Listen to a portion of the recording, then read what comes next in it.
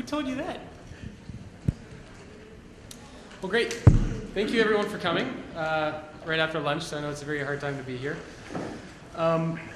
So really quick, I'm going to cover a lot of stuff. I mean, as I was putting together the presentation, I realized there's no way I could possibly cover everything and showcase all the research and talk about all the case studies. So I created a special landing page for KMWorld. So if you go to chessmediagroup.com/KMWorld, at the very bottom you'll find access to all the slides to a more to a larger deck actually that covers things in a lot more detail. So you'll find much more information there. And you'll also be able to download a bunch of case studies and research and reports and stuff like that that I might not get to cover all of during this session.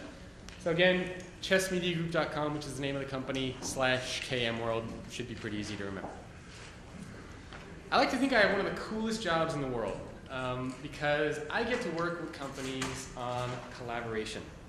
Right? Collaboration and communication, which is, every great product, every great service, every great company is all built by people collaborating and by people sharing information and by people being able to communicate and collaborate effectively. So to have that be a part of my job is awesome. I mean, I work with some of the world's largest companies. I've worked with some mid-sized companies. And really at the end of the day, what we're trying to do is to solve some really awesome problems.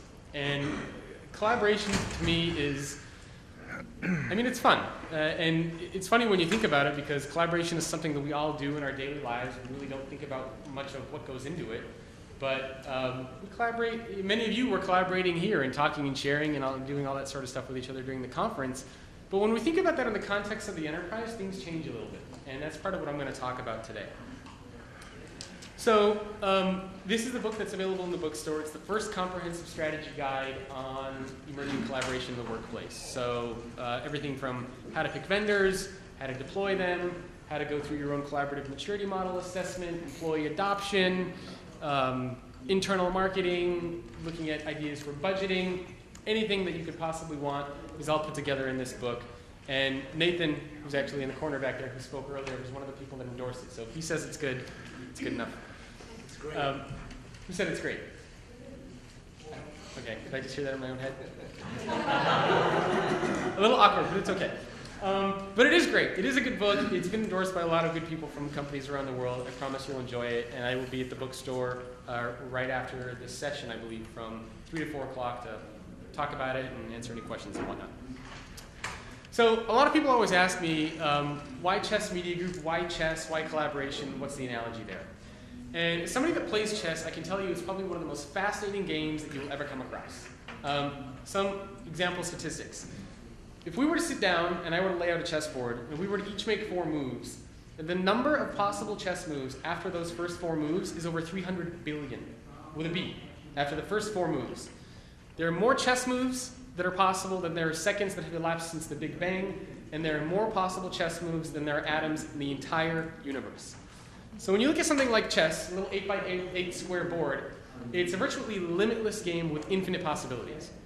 And what I find fascinating about that in the world of collaboration is that every company that we work with has a different dynamic. So it's its own unique little puzzle that we need to try to figure out.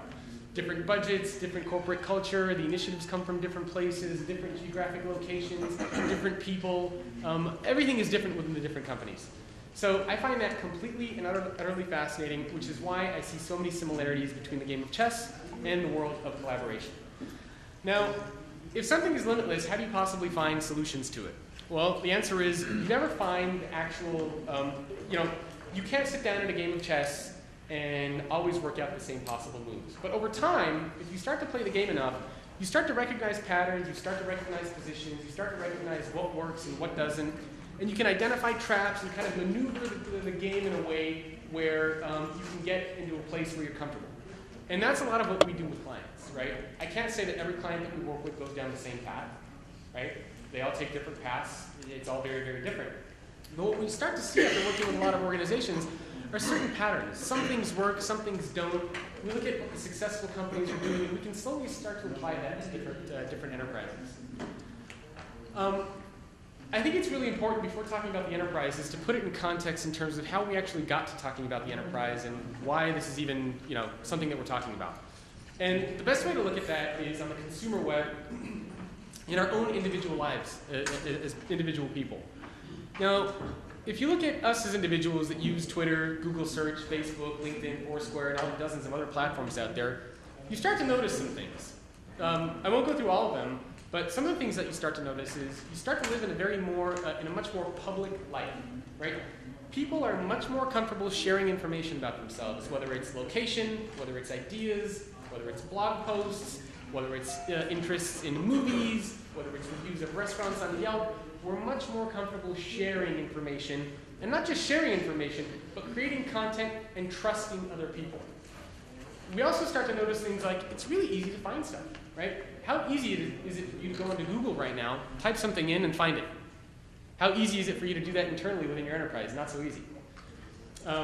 You also start to notice things like you control the technology, you can engage with others, you can build communities, and you have a lot of flexibility and freedom to do this on multiple devices. So what's really happened over the past couple of years is that all these behaviors that we experience in our individual lives are starting to make their way into the enterprise. Right? So how can an enterprise today adapt to the fact that we have all these new behaviors and all these new technologies that support those behaviors? As an enterprise, you're kind of like, okay, well, we need to do something here because things are changing. And I'll give you an example of what I mean. How many of you went to school for what it is that you're doing today? Okay, small percentage of you. How many of you remember what it was like to do business before the internet? Okay, most of you. I do not, right? I cannot even think about what it was like to do business before the internet because I just don't. I mean, I wasn't around during that time. Everything I've ever done, all the businesses that we've worked with, clients that we've acquired, companies that we still work with today, everything is done using social and collaborative tools. That's me. Sorry, didn't know I had my sunglasses on there. Then I look at my brother. He just turned 20. He's really interested in science and in math. And when I look at him, I see the future workforce. Now, what's particularly fascinating and interesting about Josh is that he's been able to build an entire career for himself, and I say that career because he's doing quite well, as a videographer, right? The camera that he has over here is around $8,000, that one's around $3,000. He's got green screens, he's got lights, he's got everything, all paid for by himself, and nobody helped him. And he built this entire career for himself, by himself, without ever going to school for it. I mean, he goes to school, but it's for engineering and science. So how is somebody like this, who just turned 20, able to create an entire career for himself? He did this all through YouTube videos, discussion forums, engaging with communities, looking at tutorials online, and through social networks.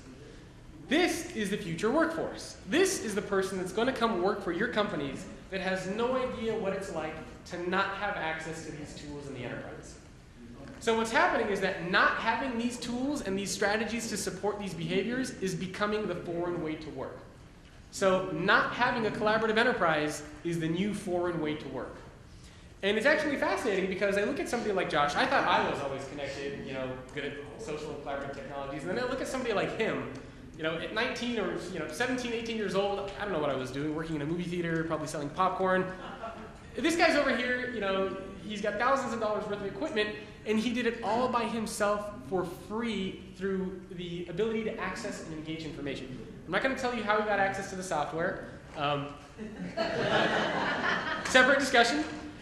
But I think it's a fascinating example because this is the future workforce that we have coming into our companies, right? This is somebody you're going to hire, you're going to be interviewing him, and can you imagine somebody like this, you giving him access to an intranet or bombarding him with 100 emails a day, and him coming to you and saying, hey, where's the network? How do I talk to my other coworkers, or how do I do any of that stuff? No, sorry, you can't do it. How is somebody like this going to last within that type of an enterprise? And more importantly, why would somebody like this want to work for your kind of a company? So this is really what we're seeing, and it's really fascinating because it's really being fueled by the consumer web. Now, the scary thing that we're seeing today is that the enterprises are being, left behind a little bit. Most of them are. So on the consumer web, we start to see, all sorts of fascinating things. I mean, how many of you are on Twitter, Facebook, LinkedIn? Okay, pretty much everyone in here. So it's really interesting to see how the consumer web is really shaping what's happening within the enterprise. Right? The consumer web, easy to find information, easy to share ideas, connect with others, build bridges to other people that we want. Within the enterprise, we see things like we're trapped in email. We're using multiple usernames, multiple passwords. We're using legacy systems. It's very hierarchical. It's hard to get stuff done. A lot of enterprises see duplicate content, duplicate effort done. So the enterprise, or the consumer web, is moving farther and farther ahead, and the enterprise is struggling harder and harder to try to catch up. And most enterprises today are, easily 1, 2, 3 years behind where the consumer web is. And that's a problem because it's not really an effective way to cater to the future workforce. And these are some of the common collaboration problems that we see. And I'm kind of curious. For example, finding subject matter experts. How many of you guys have that type of an issue within your enterprise, where it's hard to find the right person to work with? What about spending too much time in front of email? Okay, don't be shy. You can raise your hand up. I don't judge. So these are all some of the common collaboration problems that we see within the enterprise. And we got this because we surveyed 234 executives and decision makers towards the end of last year, and these were some of the common problems that they told us about. So we can see that within the enterprise, there are certainly issues that we need to work on. The US Department of State, who we wrote a case study on with Booz Allen Hamilton, they told us that within the next 10 years, they're going to have over 500,000 new employees entering their workforce. 500,000. Not only that, but they're going to have a large percentage of their workforce retiring, switching careers, leaving.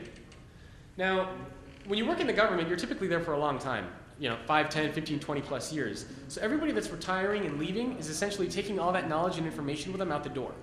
So the US Department of State has a really, really big problem, and they're freaking out over this because their challenge is twofold.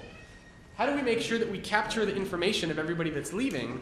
And how do we make sure that the new workforce, these Joshes of the world, are able to get access to that information and be able to connect with the people that are about to leave? So these are some of the common issues that we see today. I talk about this in the book a little bit more, but this is an absolutely fascinating chart that I found, which was created, actually, T.J. Allen wrote a report in 1977 called Managing the Flow of Technology. And in that report, he had this chart, which basically looks at the probability of you communicating or collaborating with somebody versus how far away you are from them. And so if you look over here, this is 120, 140, 160 feet. So once you get to that point of being around 160 feet away from each other, the chances of you communicating or collaborating with that person falls to almost nil. Once you're around 200 feet away, that's it, none. You're virtually not going to talk to or collaborate with anybody that is more than 200 feet apart from you. And 200 feet is not a lot, right? I mean, we're talking down the hall, we're talking about downstairs. It's really not far. So it's really interesting because nowadays, with a lot of the new tools that we have and the strategies to support those tools, we can solve that problem, right? We can communicate and collaborate with people anywhere, anytime, anywhere in the world, right? Whether they're in China, Japan, Korea, it doesn't matter. We can solve that problem. So this is a big problem for enterprises today, right? Because they see this. People in the marketing department don't talk to people outside the marketing department. Or people that are in the marketing department don't talk to other people in their department just because they're far away. Now, one of the common things that we always get asked is, what is the impact of collaboration? What's the ROI? What's the business value? Why should we even bother doing any of this stuff? So I have a couple pieces of research that I want to share with you guys, conducted by Frost & Sullivan and some by McKinsey. This is a report that Frost & Sullivan put out in, I believe, 2006. And they basically compared collaboration with strategy orientation and market turbulence. And they looked at these three factors and looked at how collaboration impacts various departments within their company. And you can see that in every single area, whether it's profitability, profit growth, sales growth, labor productivity, product quality, innovation, anything, collaboration is by far the #1 factor that impacts every department of the enterprise, far above everything else. The most fascinating part of this chart, I think, is the fact that on overall company performance, collaboration has a 36% impact. So collaboration has a 36% impact on overall business performance. That is huge. This next chart, also from Frost & Sullivan, but this was a report that they conducted, I believe, in 2009. And if anybody wants access to these reports, I can probably find them and send them to you, or if you want to Google Frost & Sullivan, collaboration, you should be able to find them. They're all free PDFs available online. In this report from Frost & Sullivan, they compared different types of collaborators, basic, intermediate, and advanced. And they basically, and looked at how well you collaborate impacts these different areas. And again, in every area, advanced collaborators see far superior performance and results and business impact than in every other area. Some of you may have seen this. This is from McKinsey. They recently released this. They actually had two versions of the report. One I think they released a couple months ago, and another one they released last year. And they've actually been doing a really good job with these types of reports. IBM has done some really good research around collaboration as well. But in this particular report, you can see that they deal with internal, customer, and partner supplier. Our focus is on the internal purposes. But what's fascinating about this report is look at the benefits that are being experienced. Increasing speed of access to knowledge, reduction in communication costs, increased speed of access to experts. These are just some of the business impacts and benefits that these organizations are seeing. This was the more in-depth chart that they put out. This was done, I believe, last year or the year before that, where again, they look at how collaboration and Web 2.0, as they called it in this report, is impacting various parts of the enterprise, whether it's internal, customer-related, or external. Look at all these things in the internal side. Reduce communication costs, increasing employee satisfaction, which I'm going to talk about in a little bit, which I think is one of the most important things that collaboration can do. Reducing operational costs, the benefits go on and on and on. This is one of my favorite pieces of information that McKinsey recently put out. And they put out a couple things. So the first is that they identified that through social and collaborative technologies, there is at least a 20 to 25% improvement in knowledge worker productivity, which is possible. 20 to 25%, which is huge. They also found that in just 4 sectors, there is an untapped value between $900 billion and $1.3 trillion of untapped value through the use of social and collaborative technologies. Massive number. 2/3 of that comes from the internal side. So most of the value from social and collaborative technologies that McKinsey sees as being untapped, most of that value is coming from the internal side. And that translates to $600 to $900 billion a year of untapped revenue potential that companies are missing out on from not using social and collaborative technologies internally. These are massive, massive numbers. Now, a lot of I mentioned this in the description, and I kind of want to touch on this, just looking at some of the different vendors, because I've had a lot of conversations just today when I got here about people asking about different types of tools, what's the difference, what do I recommend, etc. So, in order to support all these different types of things, when we talk about social and collaborative technologies, we obviously have to look at certain technologies. And there are a lot of technologies out there. How many of you guys are using Jive, just out of curiosity? Jive? Okay, one poor guy. I like Jive, I'm kidding. Yammer? Okay, Chatter? 1, 2. Okay, what about any of these other ones? Connections, Quad, Social Text, Mango Apps, any of those others? You're from IBM, you can't raise your hand. So there are many, many platforms out there, right? We all know that. And one of the common questions that everybody asks is, how do we start to differentiate between the vendors? And if you go to the Enterprise 2.0 conference, there's kind of this running joke that everyone makes, right? Where if you go down to the exhibit hall, and if you cover up the logos, you can't tell the difference between the platforms, right? You just can't. They all look the same. They all start having the same marketing and messaging. The features start to look the same. The UI looks the same. I mean, sometimes it actually looks like people are just copying each other. It's bizarre. So what's the difference, and how do you start to differentiate between them? And so there are 8 variables that all vendors compete against. And the book has a more in-depth version of this that also goes through a type of scoring mechanism where you can actually physically score and assign points to different vendors. I don't have time to cover all of that, but I did want to touch on these 8 vendor variables. So all the vendors that you run up against are going to compete against these 8 variables. Ease of use and intuitiveness, price, features, technology, so on and so forth. Every single one. Now, the key to picking the vendor is to be able to prioritize and assign weights to these different variables. Because then you can effectively go through and score different variables based on this. And at the end, you have kind of like Jive scored 80, Yammer scored 60. Okay, Jive's a better fit. So again, the book has an in-depth scoring mechanism for that. But these are the 8 variables that, and you have access to these slides, so you have access to these 8 variables. So these are the 8 variables that we found all vendors compete against, right? Every single one. Now, what about organizations? What are the organizations actually doing? Through working with organizations and through doing research, we found that there are essentially five key areas that all organizations need to look at when it comes to deploying successful collaborative strategies. we actually use this as a basis for our, so one of the things we do with a lot of organizations is we do these types of collaborative audits or assessments where we look at strengths and weaknesses and what they could be doing, and just really giving them a good picture of where they are. And we actually use this as the basis for how we do that, right? Because from all the companies that we looked at, and sometimes this changes, right? Sometimes we'll work with a client and one or two things might be a little different. But for the most part, these are all the common areas that organizations need to think about when it comes to successful collaboration within their enterprise. And the 5 pillars: goals and objectives, governance, technology, process, and culture. Underneath each one of these, there are different little spheres. And again, I hate to mention the book again, but there's a complex maturity model that looks at this in much more detail. I couldn't even fit it on here if I tried, but it's in the book. And what this process allows you to do is it allows you to go through and evaluate to see where your strengths and weaknesses are, right? Maybe when it comes to organizational culture, you don't have executive sponsorship. Maybe when it comes to governance, you really don't have any policies in place to support this. So what this framework allows you to do, and the reason why it's adaptive, so I should point out that I have a real issue with a lot of companies that always tell clients, step 1, do this, step 2, do that, and step 3, do that. Because you're not making a cake and you're not putting together IKEA furniture. There's no step 1, step 2, step 3 approach that you can apply to everybody. So I always have a really big issue when I see somebody come up on stage and say, okay, step 1, you always have to do this, step 2, you always have to do that, because that's not true.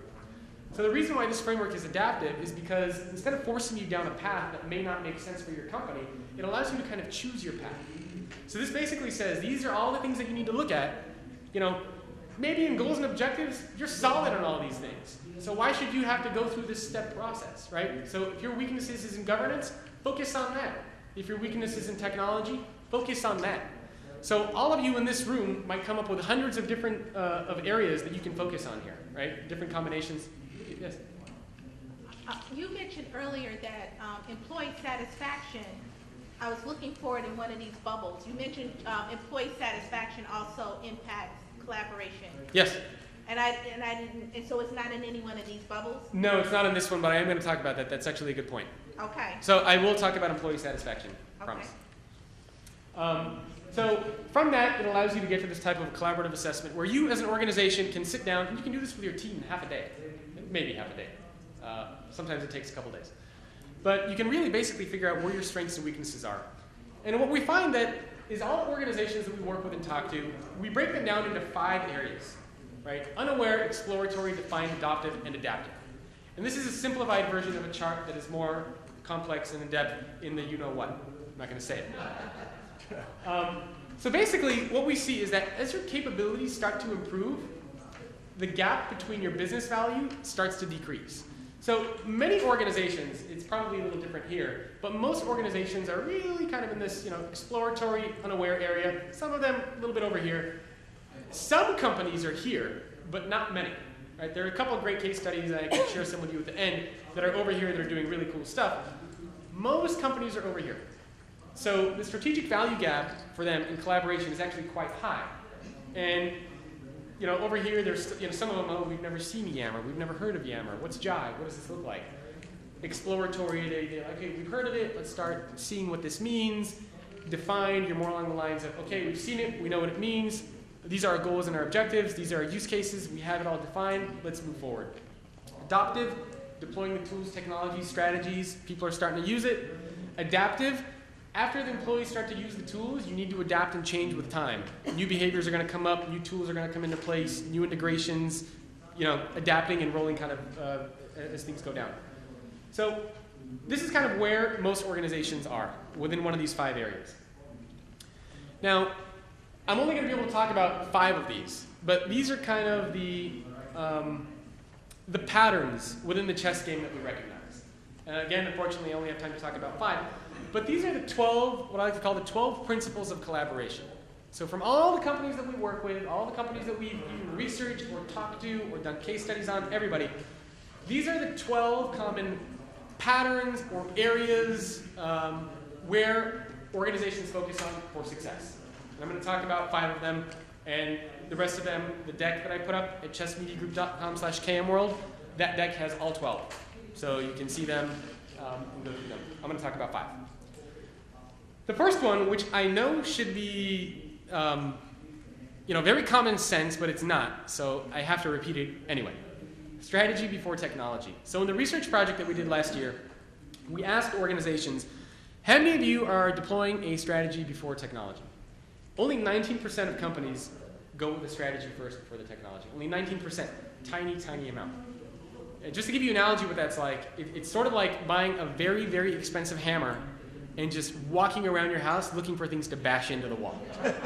Right? And I'm talking about like a hammer that's a couple $100,000, in some cases over $1 million. So you're walking around with $1 million hammer just whacking the hell out of your wall. You're going to look like a schmuck. I hate to tell you. Do not do that. But oddly enough, that is what most enterprises are doing. Most companies that we talk to say, you know what, we picked a tool, we deployed it, nobody's using it. And I say, okay, great, we'd love to help you. Show me some of the use cases that you guys have put together. Show me, why did you pick this tool? We don't know. Okay, well, here's your really expensive hammer bashing stuff into the wall. Basically, what a lot of enterprises are doing is they pick a technology and then hope that it's going to solve a problem. And that really doesn't go very far, at least not in the long run. Short run, you might see some things happening, and then it just drops off. And then we get the call, hey, we need help. So strategy, always before technology. Number 2 is listening to the voice of the employee. We always say, listen to the voice of the customer. I don't want to say the hell with the customer, but what about the voice of the employee, the people that are within our 4 walls, that are engaging with the customer, that are doing all of these things, that build our products, that build our services? We don't spend enough time listening to the voice of the employee, and that's a big mistake. And that's what a lot of these social and collaborative technologies are really allowing us to do. One really cool example, I can't mention the company name, but their insurance policy was about to expire and they needed to renew it. And so they were trying to figure out what insurance policy they should go with. So the head of HR wrote up an internal blog and said, we want to pick an insurance policy that makes sense for all of you. Here are your options. You guys vote on it and we'll go with whatever you decide. Right? That is listening to the voice of the employee. Picking an insurance policy that your employees are telling you that they want. We never had the ability to do anything like this before. So listening to the voice of the employee, what do they care about? What are they passionate about? What do they want? What are they interested in? And how can you empower and engage them? One of the things that we always see, and we have these conversations with leaders all the time, is they say, well, our employees are creating groups about racquetball and chess and hockey and football, and we want to delete it all. And I say, no, that is the worst thing you could ever do, is delete these things. And the reason why is because when you engage with somebody, regardless of what it's on, whether it's a topic that you both share a passion about, whether it's a restaurant you both like to eat at, you start to build a relationship. And when you start to build a relationship, you start to build trust. And when you start to build trust, that's when you can share ideas, and that's when you can innovate, and that's when things start to happen, right? You're never always going to build relationships and build trust around work-related topics or issues. You're just not, right? You're not going to go to the water cooler and stand next to somebody and say, how about that CRM system, huh? It's not going to happen. It's like, hey, a football game, blah, blah, blah, blah. And you start to build this connection, you start to build these relationships with your employees where you start to know who they are, what they like, what they care about, and you start to have that link that's going to be there forever within your company. So even though your employees aren't always talking about work-related stuff, it is crucial to have that stuff in there. I mean, think about if you have a spouse, husband, wife, whatever, think about always going home to that person and only talking about work. You would go nuts, or one of you would have an unfortunate accident happen to you, right? Right? Why would we want that within the enterprise? You can't, right? We're social people, we're social creatures. You need to have that balance in there. So it's essential. Listening to the voice of the employee, empowering them, integrating their feedback into the product that you create, into the strategies that you deploy, crucial. The next one is individual versus corporate value. I have a friend that works at a large company, and every time they deploy something new, the manager brings a couple people into the office and sits them all down and says, all right, guys, we're going to be deploying a new system. And they say, okay, great, yeah, another one, whoop-de-doo. And they say, well, this one's going to be different. It's going to make us a lot of money. It's going to help reduce costs for our company. And it's really going to benefit our shareholders. And it's going to yada, yada, yada, yada, yada. Lists off a bunch of different things. And people walk out of that conversation not feeling like people because it has nothing to do with them as people, right? That's focusing on corporate value. That's focusing on what the benefit is to the enterprise. But what about you as an individual, as an employee, as a person, right? The most successful companies out there focus on the value of collaboration as it pertains to people. It's going to make my job easier. I'm going to spend less time searching for information. I'm going to have the flexibility to work from more remote environments.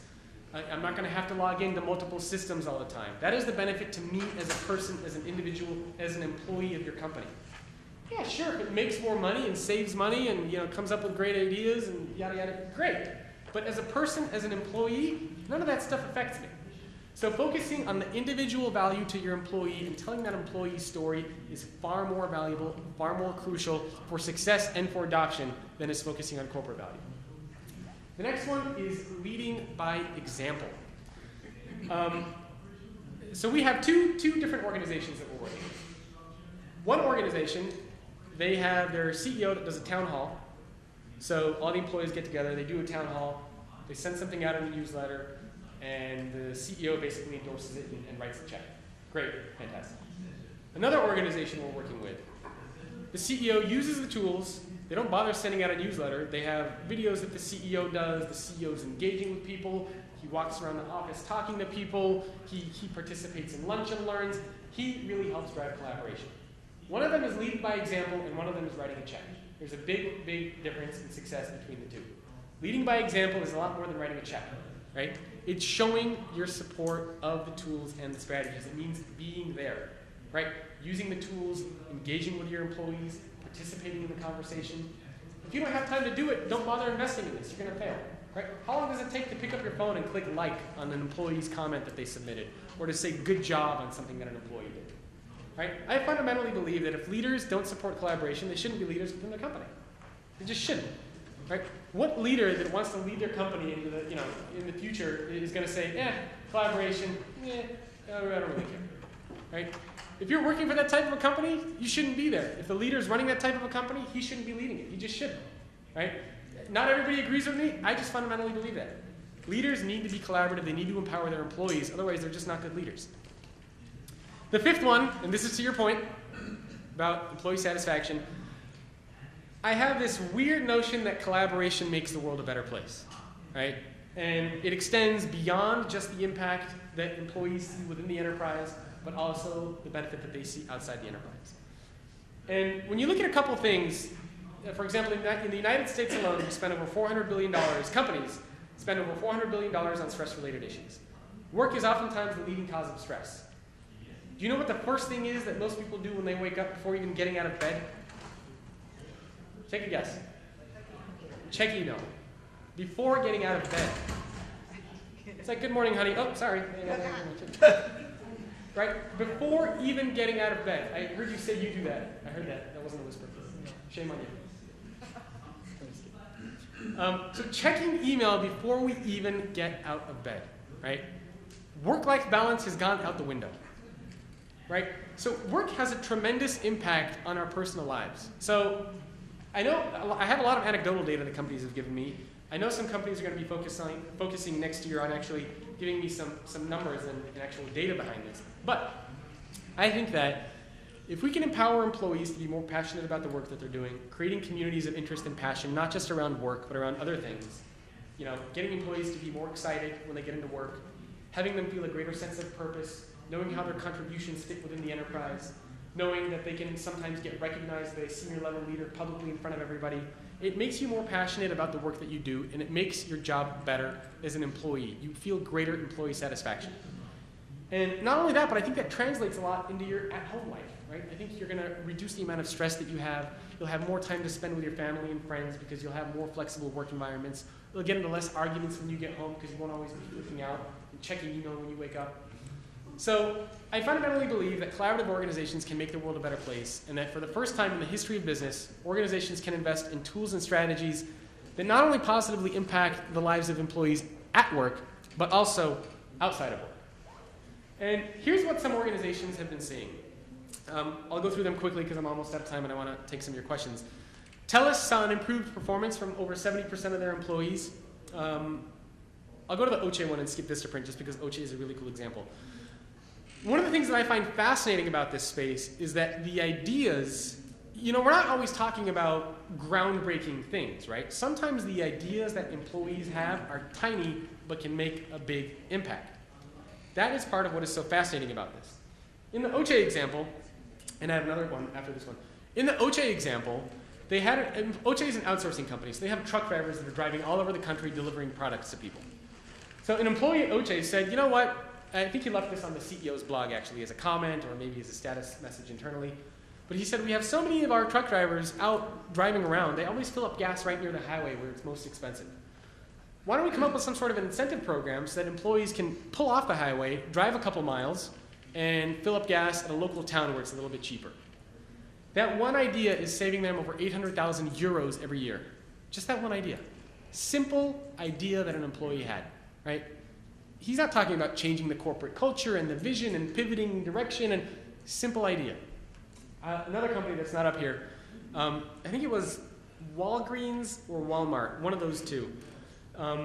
They had, inside the stores, they have these like little vending machines where you can also buy products. And all those vending machines have their own little light bulbs that light up all the vending machines. And one employee had an idea. He said, you know, it's bright enough in these stores as it is. Why don't we just take out that light bulb from all these vending machines? Why do we need extra light in there if it's already bright enough? And they said, okay, great. That one idea is saving them hundreds of thousands in electricity costs. Removing a light bulb from a vending machine. Small idea, big impact. That is what is so awesome about these collaborative tools, is that any employee can come up with these types of ideas, right? Any employee has the ability to do this. Lowe's, another really cool example. They had a employee, first of all, they started this like promotion for paint pans. So all the Lowe's stores were selling these paint pans. And so an employee was doing a demo of this paint pan. And she would basically pour paint in the pan, let it dry, and show how the paint peels right off the pan, no sticking, nothing. And so she went internally one day into her collaborative platform. She was selling out of these pans, by the way. So she went in her platform internally and said, hey, other stores in Lowe's, anybody have any more of these paint pans? I keep selling out. And other people were like, what do you mean you're selling out? We can't sell one of these things. You know, how are you selling out of them? We can't sell any. What are you doing? And she said, oh, I'm doing this really cool demo. I pour paint in the pan and show how the paint comes off, and everyone's buying them. You can imagine that all the stores jumped on doing this demo. One idea, $1 million in revenue, just from a paint pan demo. Again, small idea, big impact. So it's really fascinating because employees have the ability to get empowered within the enterprise. You know, in the social space, we always talk about on the consumer web, voice of the customer, empowering the customer, responding to the customer, making them feel special, customer experience, yada, yada, yada, yada, yada. We now have the ability to do all of this stuff that we're talking about for the customer for the employee. And we have to be doing it. We absolutely have to be, right? Because employees are people just like the customers are. And they need all these different types of things as well. So this is what some of organizations are seeing. Now I'll open it up to any questions. For those of you that are interested in the book, I will be at the bookstore after this session. And, you know, pick up a copy. I'll sign it if you want. I'll be over there. If you have any questions about the book, happy to talk to you about it. And, I mean, it's been endorsed by a lot of really great people. So this is, these concepts and these ideas and these models and frameworks were approved by some of the top executives at companies around the world. So it's not stuff that we're making up. And again, if you want access to these slides, the more in-depth slides that talk about all the 12 principles and have some more information, and if you want to get access to some of the case studies, chessmediagroup.com/KMWorld. We're going to be putting up a bunch more white papers, and we have some really cool stuff around community that we're going to be doing, so you have the ability to, you know, sign up for all that if you want. So I'll open it up to any questions, critiques. Just don't throw anything at me. And yeah, anybody? That just makes it easier for me. Yeah. Yes? We have session boards, and we have a little bit of that going on, but the idea of doing interest off-topic chatter is not an exciting idea to some people. So wouldn't it be great if we had a discussion on pets or philanthropy? You know, we do a lot of Yeah, that's an awesome topic. stuff like that. Why don't we have that? And they say, well, because we want to keep people focused. So what's the pitch? If you look at the emails that employees send back and forth, there are plenty of jokes, YouTube videos, spam, all sorts of stuff that, or conversations that you listen to. Just because it doesn't happen on a technology platform, it doesn't happen. It's sort of, I mean, the analogy is, you know, why should we listen to our customers? Why should we have a presence on Twitter? You know, what if they start talking bad about us? Well, just because you're not there doesn't mean they don't talk about you, right? So the analogy is kind of like, it's the same thing. These conversations and discussions are happening anyway, right? Your employees do send jokes to each other. They send funny videos. They talk about it at the water cooler. So the whole notion of keeping employees focused, I mean, employees aren't horses where you put on the blinders and just expect them to work all the time, right? It's a very set. So there was a statistic, I'll just throw this out there, that I think a company called Blessing White put out. And they said over 70% or around 70% of all workers in the United States are disengaged. And they define disengaged as essentially sleepwalking through your day-to-day job. Sleepwalking, right? You're 70%, I don't think people realize how big of a number this is. Hundreds of millions of, we have zombies that are working for us, right? When we talk about the zombie apocalypse, it's here, damn it. We have zombies in the... Anyway, so it's a scary statistic that we have so many disengaged employees in the workplace. And a part of that is because we keep trying to control and put the blinders on and assume that just because they're there from 9 to 5, that the only thing they're going to do from 9 to 5 is create a report or work on a document. They're going to take breaks. They're going to joke with each other. They're going to have fun. That's part of what being, of working is. So I would say that notion of keeping employees, you don't want to do it because in keeping employees focused is totally false. You're not keeping employees focused. You're just making them mad, right? Because look at the emails, right? Look at some of the emails that people are sending back and forth. Well, why don't you police all the emails, or tell your management to start policing the emails, or to set up microphones next to all the water coolers and cubicles to listen to conversations. You might as well, right? It's not going to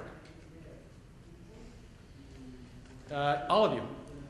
I have a question about mobile workers. So you Yes. talk about having conversations at the water cooler and being able to collaborate within the organizations when half the population of the organizations have gone mobile.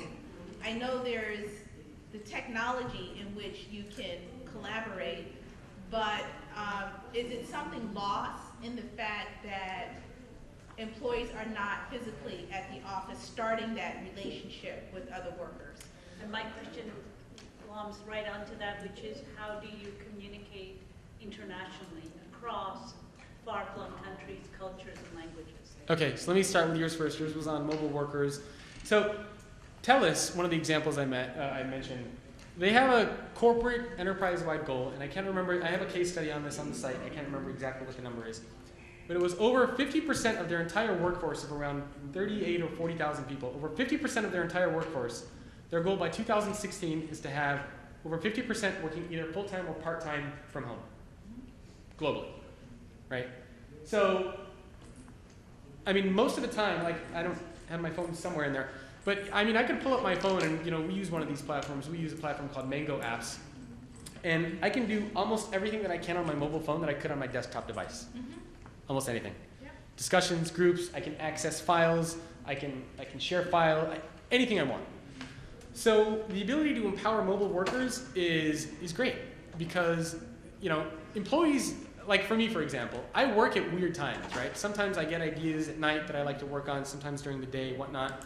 The point is that I can always get access to information and to people to get my job done at any time. Whether I'm on my mobile, whether I'm on my PC, doesn't matter. So what's happening is that your work and your work hours are now following you instead of you having to follow your work and your work hours. So it's a big change that we're seeing. And a lot of the tools today completely support that. So was that your question around how that would... Yeah, but how do you start that initial I'm going to connection? have to stop right now because the time is up and we have to get ready for the next one. You can find Jacob. I'll be at the bookstore. I'm going to head there right now, so whoever wants to talk and have a question answered, I'll come right there. Yeah, go. Thank you.